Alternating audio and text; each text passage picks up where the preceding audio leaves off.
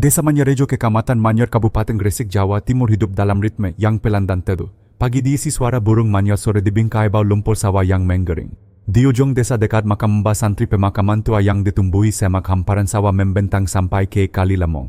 Sore itu Pak Samin, petani berusia hampir 60, mengamit keranjang bambu dan bubuk tua. Musim kepiting sawah yuyu baru mulai dan tak ada yang lebih ia sukai selain semangkuk sayur bening yuyu dimakan bersama sambal terasi buatan istrinya. Mata senjanya masih tajam, puluhan tahun meraba lumpur memberinya naluri untuk mengenali lubang yuyu yang paling dalam sekalipun. Ia melangkah meniti pematang melewati rumpun padi yang mulai mengguning. Anak-anak desa jarang bermain dekat makam saat senja, konon banyak cerita yang dibisikkan angin, tapi Pak Samin tak pernah ambil pusing. Yang hidup harus kerja, gumamnya. Lapar lebih menakutkan daripada bayang-bayang. Setengah jam berlalu, keranjang sudah berisi belasan yuyu. Di sebuah petak sawah terbengkalai rerumputan setinggi lutut menutupi tanah liat yang retak. Pak Samin menangkap sesuatu yang berbeda, sebuah lubang di tepi pematang bulat rapi dan tanahnya relatif baru. Seekor yuyu berwarna kemasan sempat muncul lalu masuk lagi. Besar ini, pikirnya. Ia menaruh keranjang, menyingsingkan lengan baju dan meraba masuk hati-hati. Semakin dalam, hawa tanah terasa lembab dan dingin. Jari-jarinya menyentuh gerombol kecil anak-anak yuyu. Senyum Pak Samin menggembang, rezeki kadang datang berbondong-bondong. Satu persatu ia pindahkan ke keranjang. Ketika hendak merogoh lebih dalam, ujung jarinya mengenai sesuatu yang keras dan licin. Bukan batu, permukaannya terasa melengkung halus. Ia menyingkirkan tanah pelan-pelan. Benda itu berat dan terjepit lumpur, perlu beberapa kali tarikan sebelum bisa terangkat. Pak Samin mengangkatnya ke cahaya senja, meniup sisa lumpur yang menempel dan tubuhnya sontak kaku. Itu serupa bagian kepala manusia. Ia terdiam, napas memburu. Senja mendadak terasa lebih dingin. Bukan waktunya berdebat dengan bayangan, pikirannya cepat menggurut fakta. Di tengah sawah tak ada makam, orang desa sini tak pernah menggubul di petakan padi. Jika benar ini bagian tubuh manusia, berarti sesuatu yang lebih gelap terjadi, bukan urusan Roro melainkan urusan manusia hidup. Pak Samin meletakkan benda itu perlahan di atas rerumputan. Ia mundur satu langkah lalu dua. Keheningan peka oleh desau angin dari arah Kali Lamong. Dalam hati ia menimbang pulang atau melapor, ketakutan menggoda untuk lari, tapi naluri orang lama menegaskan satu hal, diam berarti membiarkan kegelapan bersembunyi lebih lama. Ia memutuskan menyeberang jalan desa, berjalan cepat menuju kantor balai desa Manyarejo. Kepala dusun yang sedang bersiap menutup kantor kaget melihat Pak Samin datang tergesa. Mendengar cerita terpatah-patah, perangkat desa tak menunggu lama. Telepon diangkat, Polsek Manyar dihubungi. Tak sampai 1 jam lampu rotador menyapu persawahan yang tadinya temaram. Malam turun ketika unit reskrim Polsek Manyar bersama Inafis Polres Gresik memasang garis polisi di sekitar lubang. Senter menore gulita memantul pada bilah padi dan batu-batu kecil di pematang. Ibtu Arief Pranata, penyidik muda dengan 10 tahun pengalaman, mengganggu pada tim amankan lokasi. Setiap jejak penting, langkah-langkah terukur mengganti langkah-langkah takut. Kamera memotret meteran, membentang sketsa kasar lokasi dibuat. Benda yang ditemukan Pak Samin diamankan dalam wadah khusus. Dikatakan Arief, indikasi tanah baru digali, bukan bekas lubang hewan semata. Ia menatap ke arah makam desa yang tua lalu kembali ke lubang di pematang. Kalau ini perbuatan manusia batinnya, maka kebenaran ada di bawah lapisan tanah ini. Dini hari menjelang, angin dari sungai menggusir sisa panas yang. Di tepi garis polisi, Pak Samin duduk memeluk keranjang bambunya yang kini terasa kosong. Ia tak lagi memikirkan sayur yuyu. Dalam benaknya hanya satu doa pendek, semoga kebenaran segera ditemukan sebelum cerita-cerita yang beredar mengaburkan yang nyata. Di atas langit Manyarejo, bulan sabit mengintip dari balik awan. Di bawahnya sebuah desa yang tenang baru saja memasuki malam panjang pertama, malam ketika sebuah rahasia mulai terkuak. Garis polisi membentuk persegi di pematang. Sinar lampu sorot dari Inafis Polres Gresik menggiris gelap, menampakkan butiran tanah liat yang masih lembab. Ibtu Arief Pranata menggatur napas, memberi aba-aba singkat dokumentasi ukur lalu ekskavasi tipis. Jangan terburu-buru, tim mulai bekerja. Kamera memotret dari berbagai sudut, papan skala diletakkan di bibir lubang. Seorang teknisi menuliskan koordinat GPS dan arah angin malam itu. Di sisi lain, petugas menandai titik tanah yang lebih muda, warna dan teksturnya berbeda dengan pematang lama. Semua dicatat dalam sketsa TKP. Pak Samin berdiri agak jauh ditemani perangkat desa. Pak, kami butuh Anda jelaskan lagi urutan kejadian, kata seorang penyidik. Pak Samin mengulang dengan tenang waktu berangkat lokasi lubang yuyu, bagaimana ia mengangkat benda keras itu. Setiap detail dimasukkan ke berita acara pemeriksaan saksi. Ekskavasi mikro dimulai. Dengan sendok tanah dan kuas halus, lapis demi lapis diangkat setebal 1 jari. Bau tanah sawah tersium samar bercampur wangi padi. Sekitar 30 menit teknisi memanggil komandan, ada struktur padat. Kuas bergerak lebih hati-hati. Fragmen tulang mungkul sebagian tertutup tanah liat yang memadat. Di dekatnya tersingkap kain bermotif kecil yang sudah kusam. Bukan saatnya menafsirkan tugas malam ini hanya mengangkat fakta fisik tanpa opini. Segel barang bukti pisahkan per kategori ukap Ariev. Fragmen kain dan tanah kontrol dimasukkan ke kantong berbeda diberi kode lalu dikatat dalam chain of custody. Di buku catatan Ariev 2 poin dilingkari indikasi pengguburan dangkal dan lokasi jauh dari area pemakaman. Artinya kecil kemungkinan ini pemindahan makam lebih masuk akal sebagai penyembunyian jejak. Menjelang pukul 2 dini hari tim berhenti pada kedalaman yang aman untuk mencegah runtuhan. Res Bayangkara Surabaya disiagakan barang bukti dan fragmen akan dibawa untuk pemeriksaan lanjutan oleh Bidokes Polda Jatim. Kita tutup lokasi. Besok pagi perimeter kita perluas, kata Ariev. Garis polisi diperpanjang sampai tepi kali Lamong barangkali ada jejak sekunder. Di posko darurat dekat Balai Desa Peta Kecamatan Manyar di Bentang, Ariev menandai titik temuan akses jalan dan jarak ke jalan lintas Gresik Lamongan. Pelaku kemungkinan familiar dengan area pengguburan dangkal menunjukkan tergesa analisanya. Rekan penyidik menambahkan kalau begitu kita butuh 2 lintasan forensik untuk identitas korban intel untuk jalur sosial di sekitar kawasan industri. Pagi harinya Dr. Raka dari Bidokes memimpin pemeriksaan awal. Ia berbicara lugas menjaga bahasa tetap layak publik. Berdasarkan anatomi panggul dan proporsi tulang indikasi perempuan dewasa muda. Perkiraan waktu kematian cukup lama bukan baru. Ia menyarankan pemeriksaan gigi dan DNA mitokondria sebagai prioritas serta rekonstruksi wajah forensik ketika data dasar sudah memadai. Kita hindari detail yang tidak perlu disiarkan. Fokus pada identifikasi yang bermartabat, tegasnya. Ariev mengangguk. Dalam penggalaman panjangnya tahu nama adalah kunci. Tanpa nama penyelidikan seperti berjalan dalam ruang gelap. Ia menugaskan unit administrasi mengkompilasi laporan orang hilang dari polsek-polsek di Gresik, Lamongan, Surabaya hingga titik industri yang menampung pekerja pendatang. Mereka juga menghubungi kelurahan dan puskesmas. Kadang data hilang justru muncul dari catatan paling sederhana. Sementara itu tim lapangan memetakan ekosistem malam di Manyar, warung kopi, 24 jam tempat singgah sopir truk, kos-kosan dekat pergudangan hingga karaoke keluarga yang legal. Bukan untuk menghakimi tapi karena tempat berkumpul sering menyimpan memori kolektif, orang melihat, mendengar lalu lupa. Tugas penyidik adalah menyusun kembali potongan yang tercecer. Sore hari Aibda Raras Wulandari, spesialis rekonstruksi wajah dari Lab 4, tiba membawa kotak alat.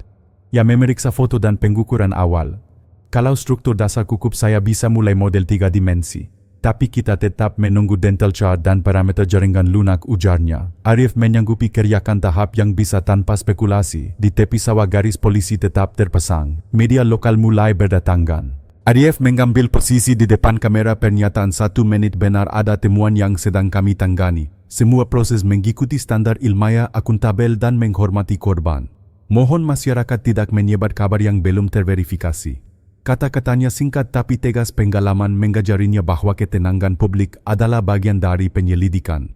Malam kedua tim kembali ke TKP dengan rencana ekskavasi lanjutan. Lampu sorot menari di permukaan air irigasi. Di kejauhan adzan isya dari langgar kecil dekat makam Mbah Santri terdengar sayup suara yang menenangkan bahkan bagi petugas yang lelah. Ariev menatap pematang yang sepi, membiarkan pikirannya menyusun hipotesis. Pelaku membawa sesuatu ke tengah sawah, bekerja cepat, memilih tempat yang dianggap tak dilalui lalu pergi. Ada pola keputusan di balik semua itu dan setiap keputusan meninggalkan bekas. Sebelum ekskavasi dimulai, Ariev menoleh pada tim kita, bukan hanya mencari pelaku.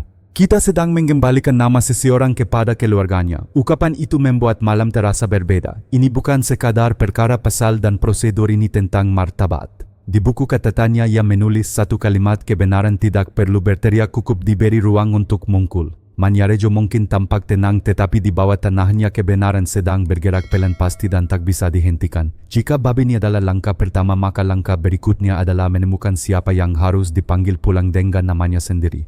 Pagi berikutnya Balai Desa Manyarejo dipenuhi aktivitas tak biasa. Mobil dinas parkir berderet, warga berkerumun di luar pagar. Mereka berbisik, sebagian penasaran, sebagian cemas. Desa yang selama ini tenang mendadak jadi pusat perhatian karena temuan Pak Samin semalam. Di ruang rapat sederhana itu, Ariev Pranata menatap peta besar yang dipasang di dinding. Garis merah menandai lokasi lubang tempat barang bukti pertama ditemukan. Kita butuh identitas korban secepatnya, katanya pada tim. Tanpa nama penyelidikan berhenti di sini.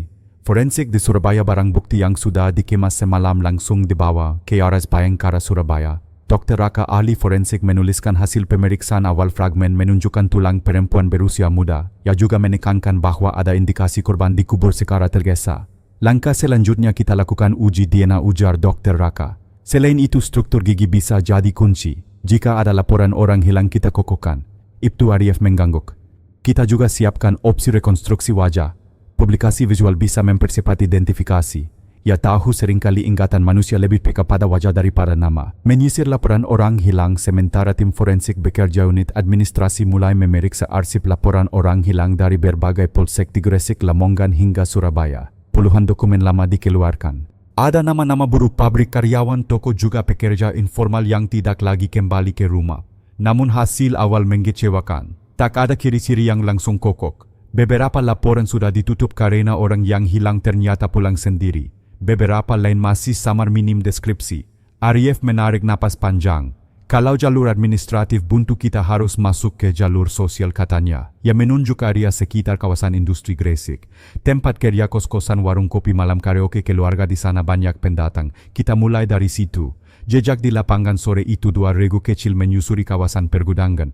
Mereka membawa foto barang bukti kain yang ditemukan. Setiap kali bertemu warga, para penyidik mengeluarkan foto itu. Pernah lihat motif ini? Pernah ada orang di sekitar sini yang memakainya? Sebagian warga menggeleng. Ada yang berkata mirip kain pasar di Lamongan, tapi tidak yakin.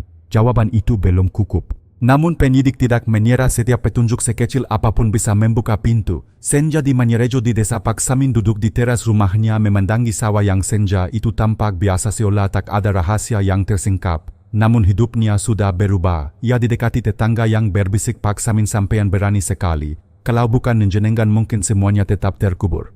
Paksamin hanya tersenyum pahit. Ia tak merasa pahlawan. Ia hanya orang desa yang kebetulan menemukan sesuatu. Tapi di lubuk hati ia mengerti benang kebenaran kini telah ditarik keluar dan tidak ada jalan untuk mengembalikannya ke tanah. Keputusan malam itu di posko penyidikan, Arif menutup map laporan hari pertama. "Besok kita fokus ke 3 hal," katanya. "Mantap, Wan. Memperluas ekskavasi di TKP untuk memastikan tak ada barang bukti lain yang tertinggal. 2.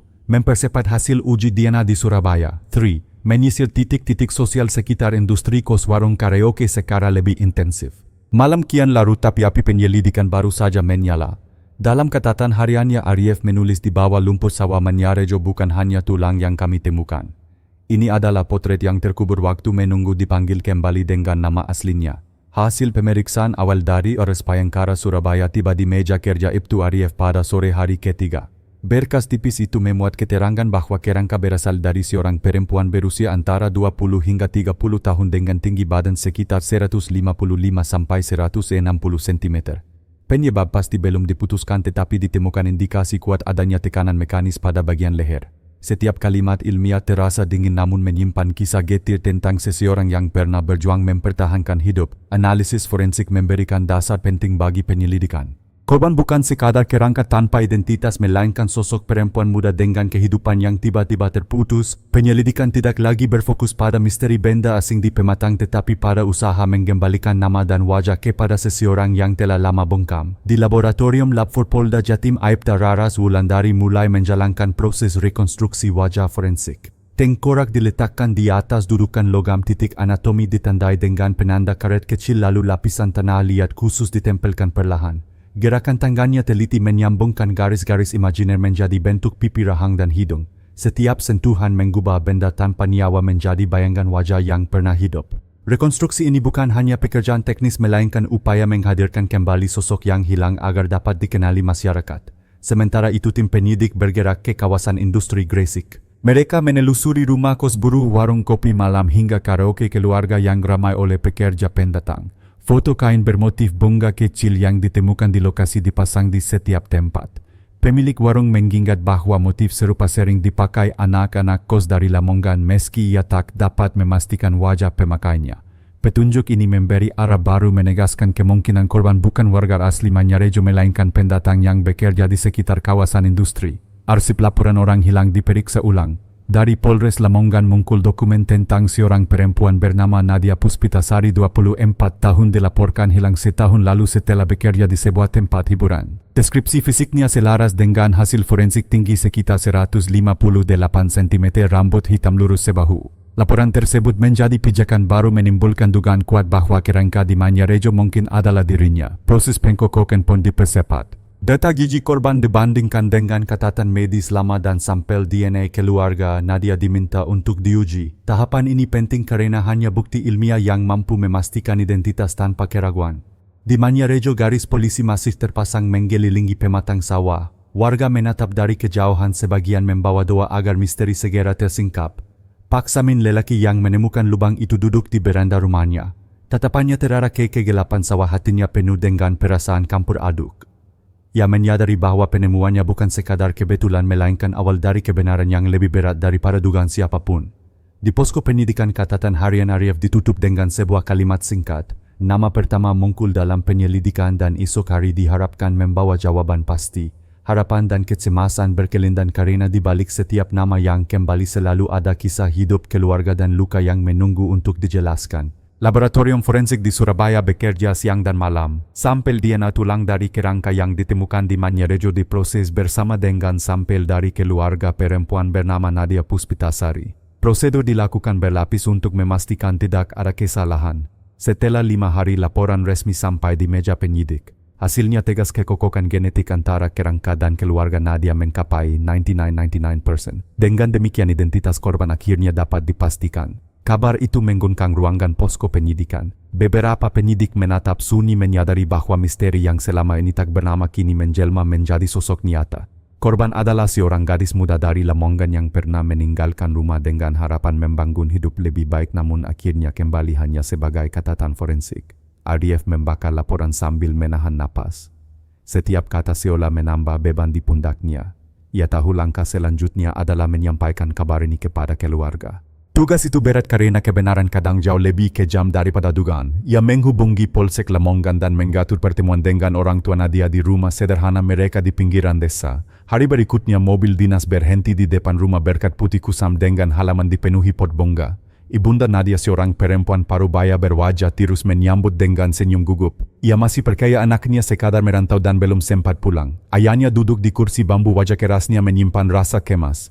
Arif memperkenalkan diri lalu menyerahkan map berisi foto rekonstruksi.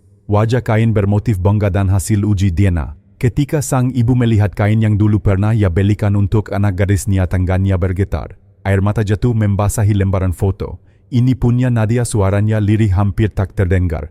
Sang ayah hanya terdiam, kedua tangannya menggepal kuat di lutut. Ruangan kecil dipenuhi keheningan berat. Tidak ada kalimat penghiburan yang cukup untuk menutup luka itu. Arif menjelaskan dengan hati-hati bahwa putri mereka telah menjadi korban tindak pidana. Ia menekankan bahwa penyelidikan akan terus berjalan sampai pelaku ditemukan dan diadili. Kata-kata itu keluar tegas meski dalam hati ia tahu bahwa janji itu akan mengikat dirinya seumur hidup. Setelah pertemuan berakhir, tim penyidik keluar meninggalkan rumah keluarga korban. Di jalan desa, anak-anak kecil berlarian tanpa menyadari tragedi yang baru saja dipastikan. Hidup tetap bergerak, tetapi ada satu keluarga yang kini kehilangan pusat dunianya. Di posko Manyarejo, hasil uji DNA diumumkan secara internal. Nama Nadia Puspitasari resmi masuk dalam berkas perkara. Foto dirinya ditempel di papan investigasi berdampingan dengan peta lokasi dan kronologi penemuan. Arif berdiri menatap papan itu cukup lama. Ia merasakan bahwa kasus ini bukan lagi sekadar tugas, melainkan panggilan untuk menegakkan keadilan bagi seorang gadis muda yang tidak sempat pulang. Malam hari, catatan harian Arif hanya berisi satu baris. Nama itu kini terpatri dalam penyelidikan, bukan lagi bayangan samar. Identitas telah ditemukan dan langkah berikutnya adalah menggali kehidupan terakhir Nadia, mencari siapa yang pernah dekat dengannya, siapa yang bisa menjadi saksi, dan siapa yang menyimpan rahasia paling kelam. Nama Nadia Puspitasari kini resmi tercatat sebagai korban. Setelah identitas dipastikan, penyelidikan beralih untuk memetakan kehidupan terakhirnya. Tim khusus dibentuk di bawah koordinasi Ibtu Arif dengan mandat menelusuri langkah-langkah Nadia sebelum menghilang. Semua catatan diperiksa kembali, mulai dari pekerjaan, tempat tinggal, hingga orang-orang yang pernah dekat dengannya. Kos-kosan sederhana di kawasan industri Gresik menjadi titik pertama. Pemilik kos, seorang perempuan tua yang dipanggil Bumina, masih mengingat jelas sosok Nadia. Ia menggambarkan Nadia sebagai gadis pendiam, jarang bergaul dengan penghuni lain, tetapi selalu membayar sewa tepat waktu. Malam terakhir sebelum menghilang, Bumina melihat Nadia pulang bersama seorang pria tinggi berwajah keras. Ia tidak mengenal siapa pria itu, hanya mengingat sepeda motor besar berwarna hitam yang diparkir di depan. Keterangan itu dicatat dengan teliti. Tim kemudian mendatangi rekan kerja Nadia di sebuah tempat karaoke keluarga. Beberapa karyawan lama mengingat bahwa Nadia memang bekerja di sana sekitar setahun sebelum dinyatakan hilang. Menurut mereka ia bukan tipe yang suka bersenang-senang, lebih banyak diam dan pulang cepat setelah shift selesai. Namun ada banyak pelanggan yang menaruh perhatian khusus padanya. Sebagian bahkan bersikap terlalu agresif membuat Nadia merasa terganggu. Seorang mantan rekan bernama Sari mengungkapkan bahwa Nadia pernah bercerita tentang seorang pria yang kerap menjemputnya dengan motor. Pria itu sering mengajak Nadia keluar meski ia menolak berkali-kali. Sari mengingat wajahnya samar tetapi yakin bahwa pria tersebut bukan pekerja di kawasan industri. Pernyataan itu menambah daftar pertanyaan sekaligus membuka arah baru. Selain itu, tim juga menemukan bahwa Nadia beberapa kali mengirim uang ke keluarganya melalui jasa transfer di warung kecil. Catatan transaksi menunjukkan jumlah yang tidak besar namun cukup konsisten. Hal ini memperkuat gambaran bahwa Nadia bekerja keras demi keluarganya bukan untuk bersenang-senang. Semakin jelas bahwa ia tidak memiliki musuh kecuali mungkin di antara mereka yang merasa cintanya ditolak. Penyelidikan berkembang ketika polisi mendapatkan informasi dari salah satu satpam gudang di kawasan industri. Ia mengaku pernah melihat Nadia pada suatu malam berjalan terburu-buru seakan sedang dikejar. Di belakangnya seorang pria dengan jaket hitam mengikuti dari jauh. Satpam itu tidak sempat menegur tetapi ingatan tentang kejadian itu masih melekat. Potongan kesaksian mulai membentuk pola. Nadia kemungkinan besar dibuntuti oleh seseorang yang terobsesi dengannya. Obsesi itu bisa berubah menjadi ancaman ketika penolakan terjadi. Arif menuliskan kata obsesi besar-besar di papan investigasi menghubungkannya dengan foto-foto dan catatan yang sudah ditempel. Malam itu tim berkumpul di posko Manyarejo. Mereka membandingkan keterangan saksi, catatan transaksi dan kronologi yang tersusun. Setiap detail diperiksa ulang, setiap kemungkinan diuji. Meski masih jauh dari jawaban akhir, arah penyelidikan kini semakin jelas. Pelaku bukan asing yang kebetulan lewat, melainkan seseorang yang mengenal korban, mengikuti gerak-geriknya dan merasa memiliki hak atas dirinya. Paksa datang sebentar ke posko membawa sebakul pisang sebagai tanda terima kasih karena polisi terus berusaha mengungkap kebenaran. Arif menerimanya dengan senyum lela. Ia tahu kasus ini bukan sekadar soal hukum melainkan soal keyakinan bahwa keadilan bisa membawa ketenangan bagi keluarga korban dan seluruh desa.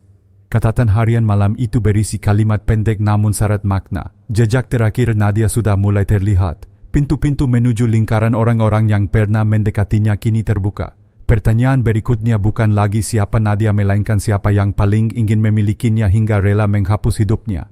Penyelidikan berlanjut dengan menajamkan daftar nama yang muncul dari kesaksian saksi. Dari catatan yang dikumpulkan setidaknya ada 3 sosok pria yang sering terlihat berdekatan dengan Nadia sebelumnya menghilang. Masing-masing memiliki ciri berbeda namun benang merahnya sama, mereka pernah berusaha mendekati Nadia sebagian dengan cara yang tidak wajar.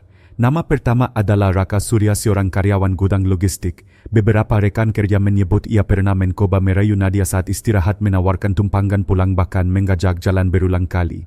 Penolakan Nadia membuat Raka sempat marah dan melontarkan kata-kata kasar di depan teman-temannya. Catatan absensi menunjukkan bahwa pada malam Nadia terakhir terlihat, Raka juga tidak masuk kerja. Nama kedua adalah Dimas Prakoso, seorang sopir truk antar kota. Ia sering mangkal di warung dekat kawasan industri. Pemilik warung mengatakan bahwa Dimas pernah terlihat mengobrol dengan Nadia cukup lama.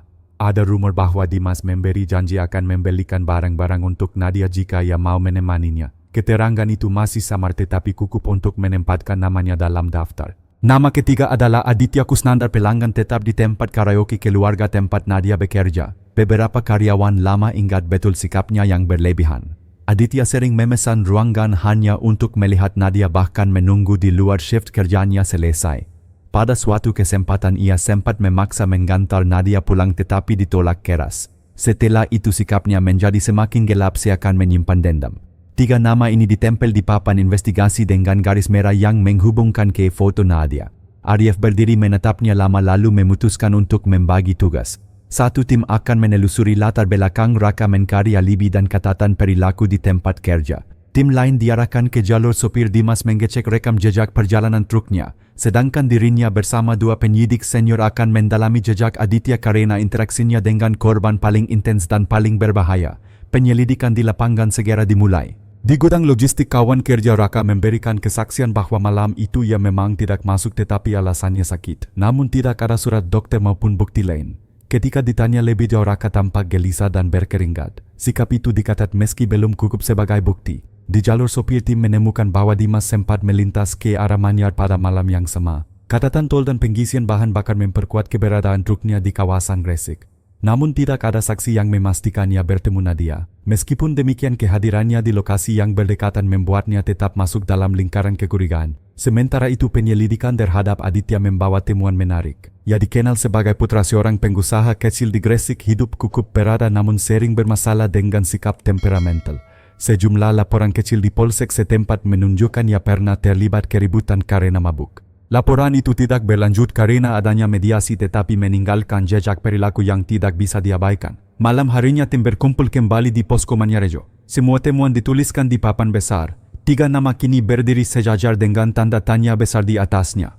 Arif menekankan bahwa setiap petunjuk harus diuji dengan data nyata, bukan sekadar dugaan. Ia tahu betul tuduhan tanpa bukti bisa menghancurkan hidup seseorang. Desa Manyarejo kembali tenang, tetapi ketenangan itu rapuh. Di balik sawah yang hening ada rahasia yang terus berdenyut. 3 nama menjadi bayangan yang menggepung penyelidikan, masing-masing membawa kemungkinan masing-masing bisa saja bersalah atau sama sekali tidak. Catatan harian Arif malam itu berisi pengingat sederhana. Lingkaran kecurigaan telah ditutup pada 3 sosok. Tugas berikutnya adalah menemukan celah yang memisahkan kebenaran dari kebetulan. Hanya satu nama yang pada akhirnya akan terkait erat dengan hilangnya nyawa Nadia. Lingkaran kecurigaan telah mengerukut pada 3 nama. Malam itu Arif menatap papan investigasi yang dipenuhi garis merah, foto dan catatan singkat. Dari ketiganya, sosok Aditya Kusnanda tampak paling menonjol.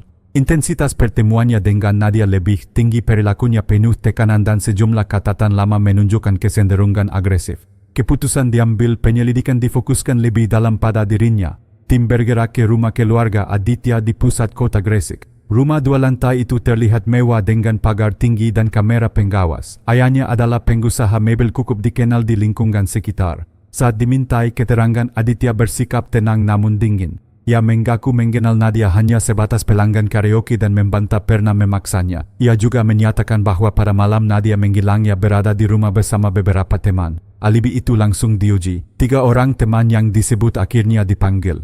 2 di antaranya mengaku memang sempat berkumpul di rumah Aditya, tetapi mereka pulang sebelum tengah malam. Setelah itu mereka tidak tahu aktivitas Aditya. Keterangan ini membuat alibinya tidak sepenuhnya kokoh. Kamera pengawas rumah pun diperiksa, namun rekaman malam itu ternyata hilang karena alasan kerusakan teknis. Kehilangan data justru mempertebal kecurigaan. Sementara itu tim lain menyisir catatan ponsel Aditya. Dari operator ditemukan beberapa panggilan tak terjawab ke nomor Nadia pada malam yang sama. Pesan singkat juga menunjukkan pola yang intens bahkan memaksa. Nada pesan berulang kali memohon menggangkam lalu berubah lagi memohon. Pola seperti obsesi yang naik turun, tidak stabil dan penuh emosi. Jejak berikutnya ditemukan melalui saksi baru. Seorang pengemudi ojek online mengaku pernah menjemput Nadia di depan tempat kerjanya. Ia mengingat malam itu karena Nadia tampak gelisah memintanya pergi lebih cepat dari biasanya. Dalam cermin motornya ia sempat melihat seorang pria dengan motor besar mengikuti dari jauh. Deskripsi motor dan postur tubuh kokoh dengan sosok Aditya yang dikenal di kalangan teman-temannya sebagai penggemar motorsport hitam. Petunjuk demi petunjuk semakin mengarah pada satu nama. Namun Arif tetap berhati-hati. Ia tahu bukti tidak bisa hanya berdasar dugaan dan kesaksian samar. Diperlukan data fisik yang mengikat. Ia menggarahkan tim forensik untuk meneliti lebih lanjut tanah di bawah kuku kerangka Nadia. Hasil laboratorium menunjukkan adanya partikel kat hitam metalik identik dengan jenis kat yang biasa dipakai pada bodi motorsport. Potongan bukti ini semakin memperkuat keterkaitan. Meski demikian, langkah hukum tidak bisa sembarangan. Arif menghubungi kejaksaan untuk memastikan prosedur berjalan sesuai aturan. Setiap data dikumpulkan rapi agar tidak ada celah bagi pembelaan nanti. Di posko Manyarejo suasana semakin serius. Nama Aditya kini dilingkari dengan tinta merah lebih tebal. Di bawahnya ditulis catatan kecil obsesi, alibi, rapor rekaman hilang motor hitam. 2 nama lain masih dalam daftar tetapi tanda tanya mulai menggekil. Malam menjelang Arif menuliskan catatan singkat di bukunya. Jejak semakin jelas, bayangan yang selama ini samar kini menampakkan bentuk. Namun ia sadar setiap langkah mendekat pada kebenaran juga berarti mendekat pada perlawanan. Jika benar Aditya pelakunya, maka pertempuran berikutnya tidak hanya di ruang penyidikan tetapi juga di ruang hukum dan opini publik. Sawah Manyarejo kembali sepi di bawah cahaya bulan, namun di balik ketenangan itu kebenaran terus menuntut untuk diungkap. Pagi itu ruang pemeriksaan Polres Gresik dipersiapkan lebih awal. Kursi kayu diletakkan berhadapan dengan meja panjang, lampu diarahkan ke tengah ruangan dan kamera pengawas dinyalakan. Aditya Kusnandar dipanggil untuk pemeriksaan lanjutan. Kali ini ia tidak datang dengan sikap santai seperti sebelumnya. Senyumnya kaku tetapan matanya lebih sering menghindar. Arif memimpin pemeriksaan. Ia membuka map tebal berisi hasil uji forensik, transkrip kesaksian dan data panggilan telepon. Tanpa suara tinggi ia mulai mengajukan pertanyaan. Aditya menjawab singkat, terkadang bertele-tele. Alibinya masih sama, malam itu ia berada di rumah bersama teman-temannya. Namun Arif sudah menyiapkan jebakan kecil. Di layar laptop ditampilkan catatan panggilan yang menunjukkan belasan kali upaya menghubungi nomor Nadia pada malam yang sama. Aditya terdiam beberapa detik lalu mencoba menjelaskan bahwa ia hanya ingin memastikan keadaan Nadia. Ia mengaku cemas karena Nadia tidak menjawab. Arif menatapnya tajam lalu menyodorkan kesaksian pengemudi ojek online yang melihat seorang pria bermotor hitam membuntuti Nadia. Warna dan model motor yang sama dengan milik Aditya. Senyum kaku Aditya perlahan hilang. Ia mengganti jawabannya dengan argumen bahwa motor sport hitam banyak dimiliki orang lain. Ia bersikeras tidak pernah mengikuti Nadia malam itu. Namun celah semakin sempit ketika tim forensik menunjukkan hasil uji partikel kat hitam yang ditemukan di bawah kuku korban. Aditya tidak lagi mampu menyembunyikan kegelisahan. Ia meremas tangannya, menghela napas panjang lalu berkata bahwa semua tuduhan hanyalah kebetulan. Arif menekan lebih jauh menyinggung rekaman CCTV rumah yang hilang. Kenapa hanya rekaman malam itu yang tidak ada, tanya Arif pelan. Aditya menoleh ke samping menolak menjawab. Ketika tekanan meningkat ia meminta didampingi pengacara. Permintaan itu dikabulkan tetapi ruang pemeriksaan mencatat semuanya. Sementara pemeriksaan berlangsung, tim lapangan menelusuri rute yang mungkin dilalui Aditya malam kejadian. Mereka menemukan saksi tambahan, seorang penjaga pintu tol yang mengingat motorsport hitam melintas sekitar pukul 2 dini hari. Waktu itu berdekatan dengan perkiraan jam Nadia terakhir terlihat. Catatan tol tidak mencatat nomor plat jelas tetapi deskripsi pengendara sesuai dengan tubuh Aditya. Hasil investigasi membuat lingkaran semakin menutup. Meski belum ada pengakuan langsung, bukti tak lagi bisa dianggap kebetulan. Arif menyadari bahwa strategi harus hati-hati, mendorong terlalu keras bisa membuat tersangka menutup diri tetapi memberi ruang bisa membuatnya lengah. Ia memutuskan mengatur konfrontasi tahap berikutnya, mempertemukan kesaksian saksi secara langsung untuk menguji konsistensi jawaban Aditya. Malam itu posko Manyarejo terasa lebih tegang. Foto Nadia terpampang jelas di papan investigasi berdampingan dengan wajah Aditya yang kini dipasang di bawah tulisan terduga utama. Garis merah yang menghubungkan bukti semakin rapat membentuk pola yang nyaris sempurna. Dalam catatan hariannya Arif menulis kalimat singkat.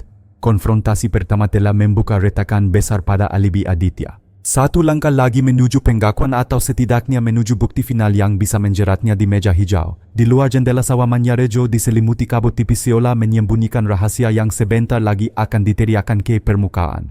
Siang itu ruang penyidikan kembali dipenuhi suasana menegangkan. Arif dan tim memutuskan mempertemukan Aditya dengan saksi kunci. Penjaga pintu tol Gresik yang mengaku melihat motorsport hitam lewat malam kejadian dihadirkan. Wajahnya tenang, bicaranya jelas. Ia menyebutkan detail jaket hitam dengan garis merah, helm full face dan tinggi badan pengendara yang sepadan dengan Aditya. Ketika mendengar kesaksian itu Aditya hanya menunduk. Sesekali ia menggeleng berusaha menyangkal namun suaranya melemah. Pengacaranya mencoba menolak keterangan dengan alasan penerangan pintu tol tidak cukup terang. Namun Arif segera menunjukkan rekaman CCTV jalan tol buram tetapi cukup untuk menampilkan siluet motor dengan siri yang identik. Sekali lagi Aditya terjepit. Tak berhenti di situ, seorang saksi lain, penjual nasi bebek di pinggir jalan Manyarejo, dihadirkan. Ia mengaku melihat seorang pria dengan motornya sekitar pukul 2 lebih berhenti sebentar lalu pergi ke arah sawah. Saksi menyebutkan motor yang sama sport hitam dengan lampu belakang patah sebelah. Aditya menegakkan badan, wajahnya kaku. Ia tahu motornya memang punya lampu belakang retak sejak lama. Arif menatapnya tajam. Kebetulan lagi, tanyanya pelan. Keringat dingin menetes di pelipis Aditya. Ia mencoba menjawab tapi kata-kata tersekat. Keheningan panjang memenuhi ruangan. Tim forensik kemudian memaparkan hasil analisis tambahan. Partikel tanah yang menempel pada sepatu Aditya sama dengan sampel tanah sawah tempat kerangka ditemukan. Teksturnya mengandung mineral kapur khas wilayah Manyarejo, sulit disangkal. Semua potongan bukti perlahan menyatu menutup ruang untuk bersembunyi. Pengacara berusaha menghentikan pemeriksaan dengan alasan kliennya kelelahan namun Arif menolak. Ia tahu momentum ini penting. Ia menekan lagi, kali ini menyebut nama Nadia dengan nada lembut. Kalau benar kamu sayang padanya, kenapa jejakmu justru ada di setiap bukit terakhir hidupnya? Pertanyaan itu membuat Aditya terpukul. Ia menggenggam erat tangannya menutup mata beberapa saat. Namun ia masih berusaha bertahan memilih diam. Pengakuan belum keluar tetapi alibi yang semula ia bangun mulai runtuh. Di papan investigasi garis merah yang menghubungkan bukti kian rapat seperti jaring laba-laba yang menjerat mangsanya. Malamnya Arif menulis laporan harian.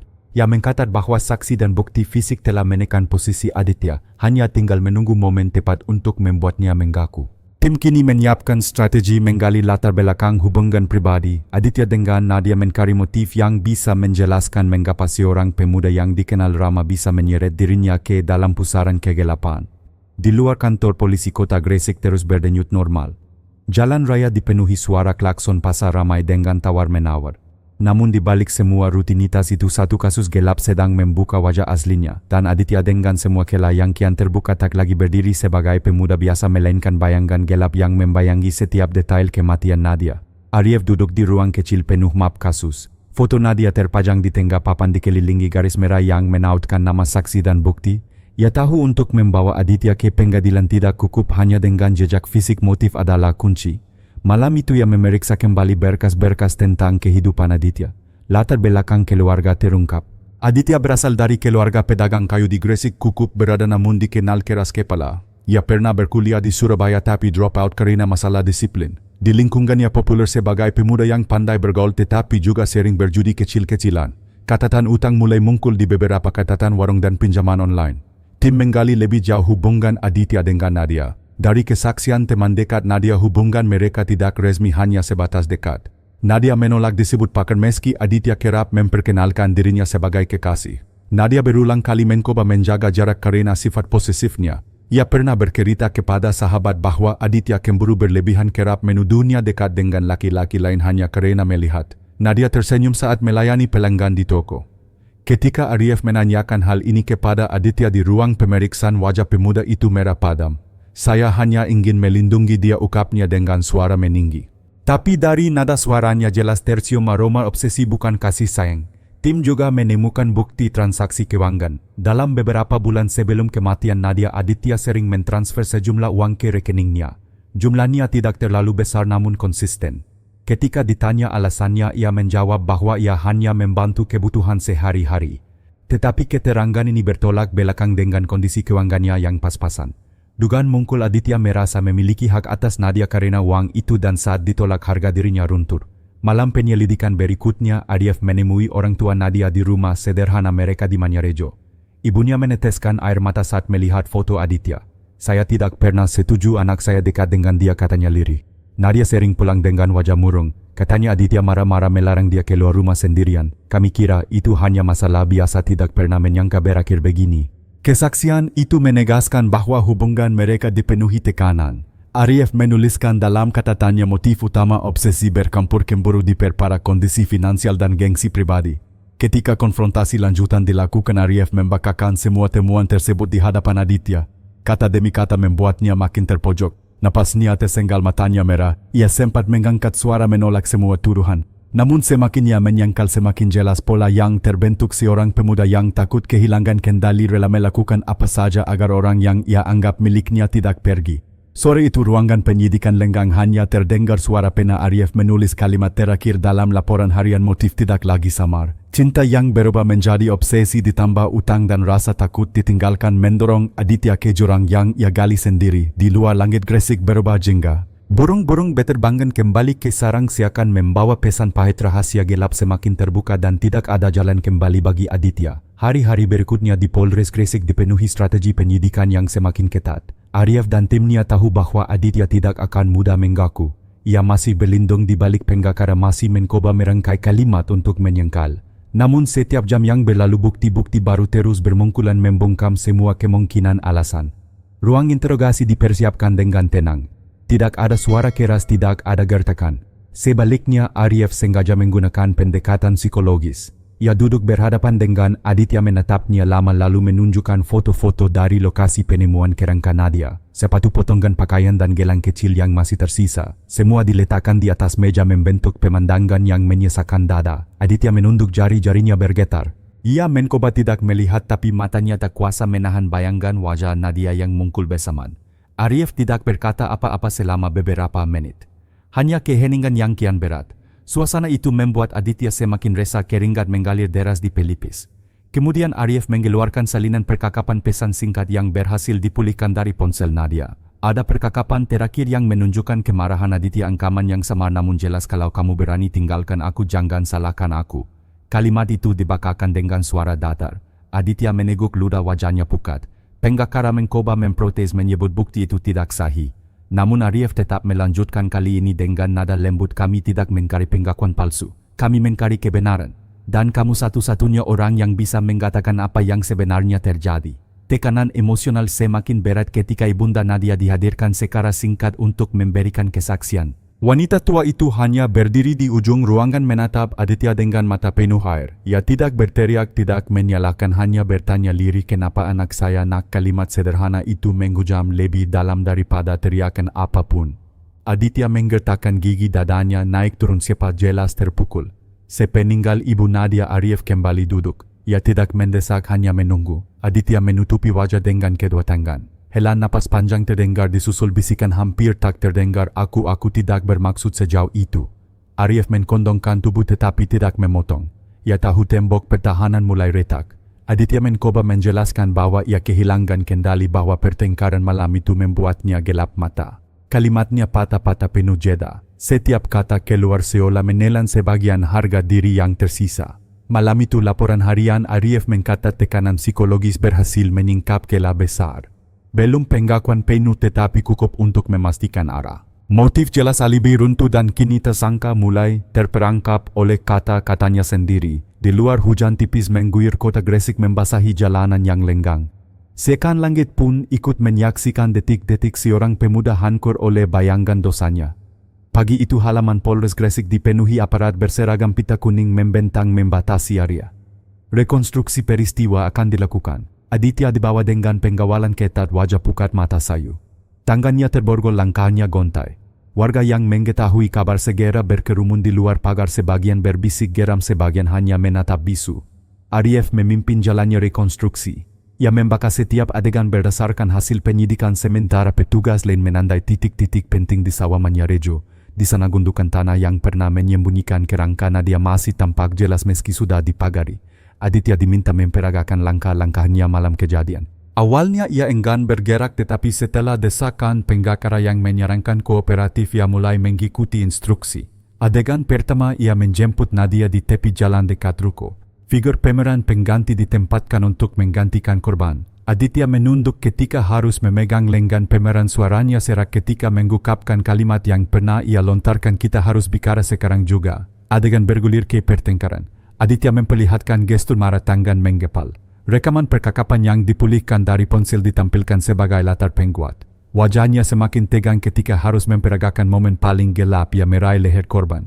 Petugas segera menghentikan tepat di situ, tidak memperbolehkan kontak fisik berlebihan. Namun cukup jelas untuk membuktikan bagaimana amarah berubah menjadi tindakan fatal. Arieff mencatat dengan detail. Setiap gerakan Aditya, setiap kalimat yang diulang semakin menegaskan konsistensi dengan bukti forensik. Posisi tubuh, arah tarikan hingga titik tanah tempat korban jatuh, semuanya sesuai dengan laporan. Setelah itu adegan berpindah ke saat Aditya panik. Ia digambarkan menyeret tubuh korban ke pinggir sawah menggali tanah dangkal dengan sekop yang selalu dibawa di motornya.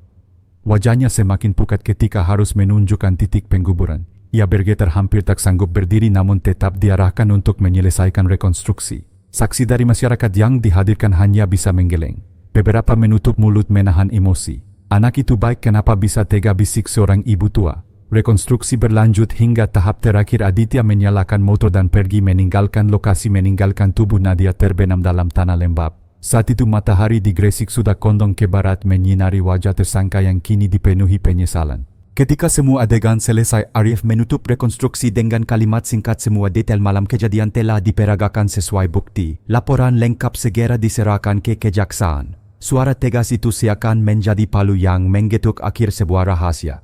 Aditya tidak berkata banyak. Ia hanya terisak menunduk dalam-dalam, borgol berkilau terkena cahaya senja.